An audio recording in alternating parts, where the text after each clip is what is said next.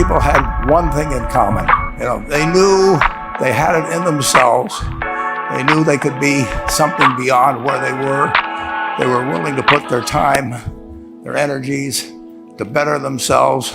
What you really could do with more skills, it's just remarkable. So I would like to just tell you a couple of short stories, and we'll draw maybe a couple of lessons from them.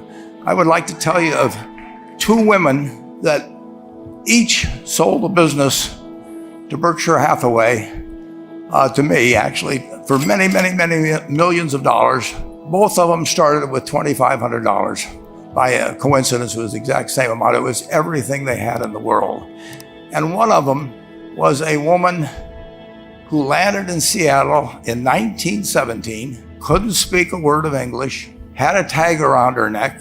The tag said Fort Dodge, Iowa. The Red Cross got her to Fort Dodge, where she was reunited with her husband who had come to the country a couple of years earlier. And she lived in Fort Dodge for 2 years. And as she put it, I don't want you guys coming around to me asking me hundreds of millions of dollars. I'd like to join in with you much earlier. So I've followed this group. And today I'd like to tell you about one other small business person. This person, I went to buy his business from him, and he turned me down, which was very wise. But this was a fellow who was born about 8 years before I was. He was born in 1922. We'll call him Jack, lived in the Midwest. He was a pretty good athlete, didn't like school much. And I'm going to tell you one thing early in the story. Maybe you can figure out who the guy was. The company he built hires more college graduates each year than any other company in the United States. And this fellow, who was destined for this but did not know it, Jack, went to college for a year and then dropped out. He really wasn't that interested in school. And the year he dropped out was 1941. And when the United States became under attack, he went down to the Army Air Force recruiting station, volunteered, and they turned him down because he had hay fever. So he went over to the Navy and again volunteered, and they took him. They put him on an aircraft carrier.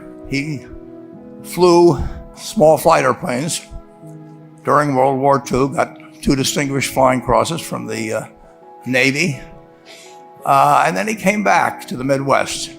So now we've got a young guy. Probably by this time he would be 23 or 24 years old.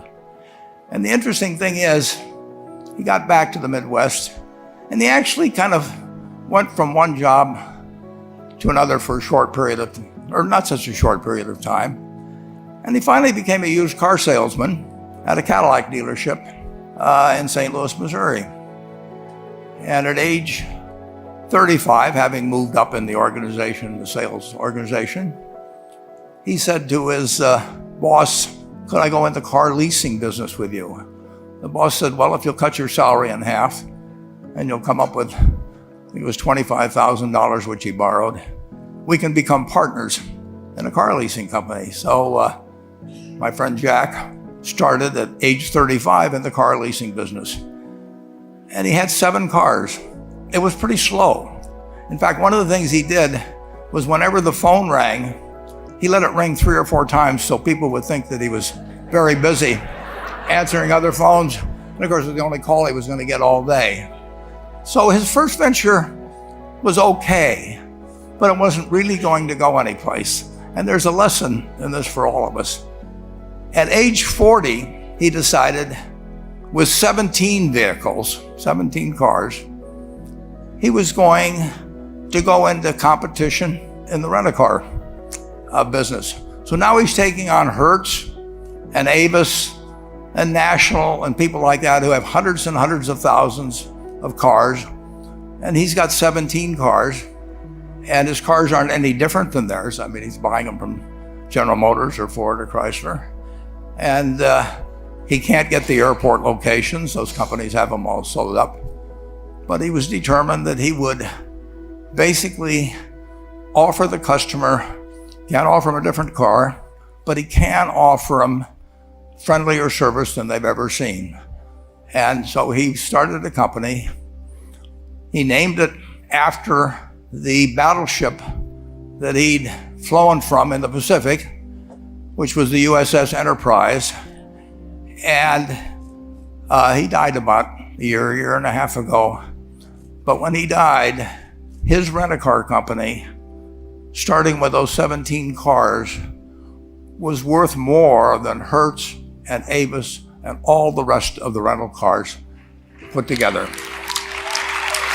The man's name was Jack Taylor, and his son, Andy Taylor, is a good friend of mine, runs the business now. A grandchild is in the business. There'll probably be a fourth generation along the line. So this man in the United States, he didn't invent artificial intelligence. He didn't do anything that, just like Mrs. B selling furniture, that any one of us could have entered those businesses.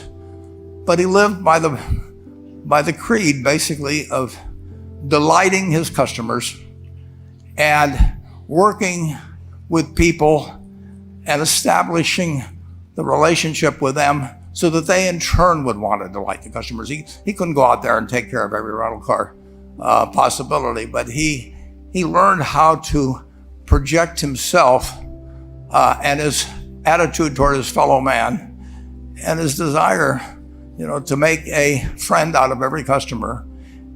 He managed to take very ordinary cars and turn them into this extraordinary business from virtually nothing.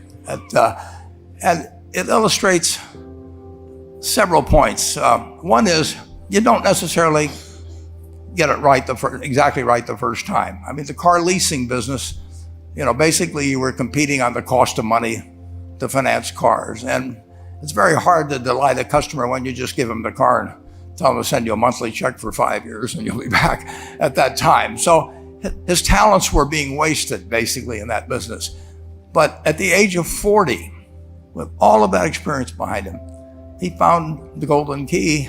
He took a very ordinary business and turned it into an absolutely extraordinary operation, just like Mrs. B or Rose Blumpkin did with furniture.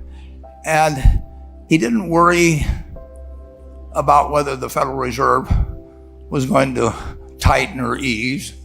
He didn't worry about whether the stock market was up or down yesterday. He didn't worry about the things he couldn't change, but he did focus on the one thing he could change, and that was the customer's experience. And I have seen the one that got away, Enterprise. I went down to Florida and tried to talk him into selling to Berkshire, and he was smart enough not to do it. Probably the value of the company has quadrupled since I made that visit.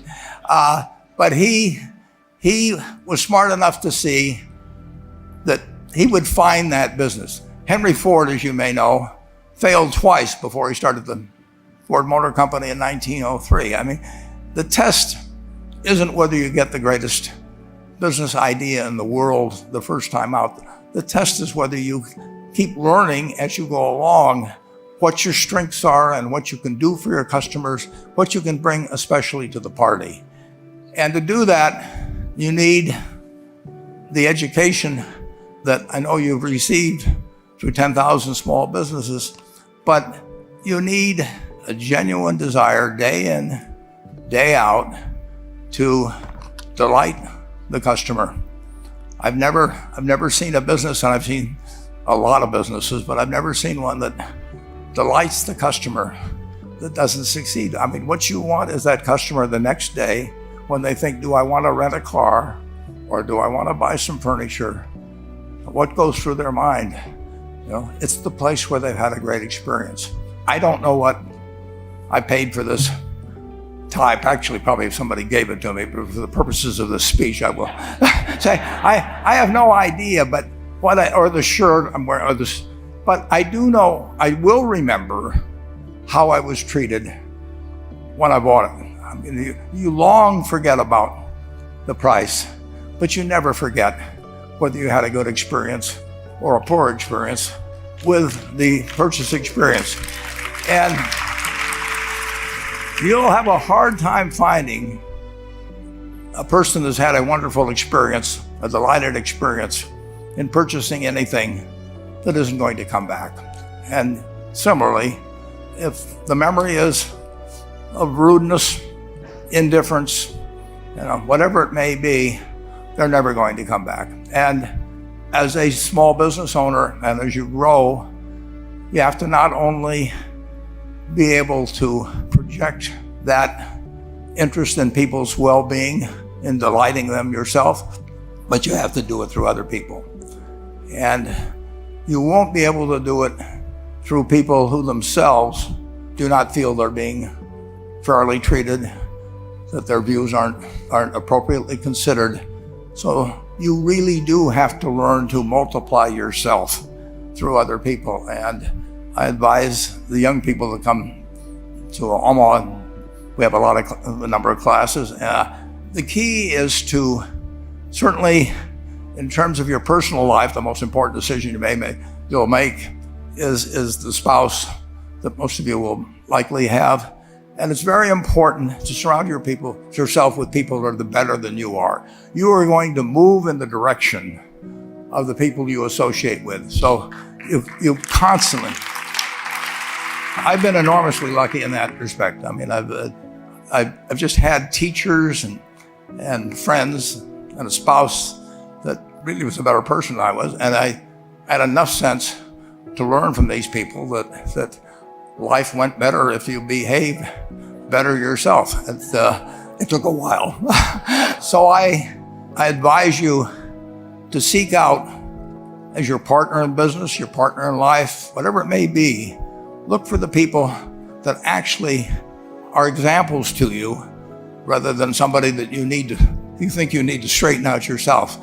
And simple rules like that, delighting customers, working through other people, associating with people that will cause you to move in a better path than you might otherwise have, they will take you so far in life that it's hard to believe. I mean, they took Rose Blumpkin without being able to speak a word of English, couldn't read or write, and they took her to what is now $1.5 billion business. And incidentally, there's been no money put in it since the $2,500. That's been the total capital paid into the Nebraska Furniture Mart. And I think if you looked at Enterprise, I don't know their books the same way, but my guess is that very little equity capital has been added to Enterprise over the years. The business built on itself. So I want to tell you, I admire this group enormously. When I met Dr. Mello's class on September 22nd, 8 years ago, I was thrilled. And I admire people that are doing what you have done. Working hard at your job at the same time, you took on an added, really, lot of hard work to further your skills. 99% graduate. I mean, it's a mind-blowing statistic. And I'm looking at 2,200 people here who I admire. I'm cheering for you, and I can tell you the best is yet to come. Thank you.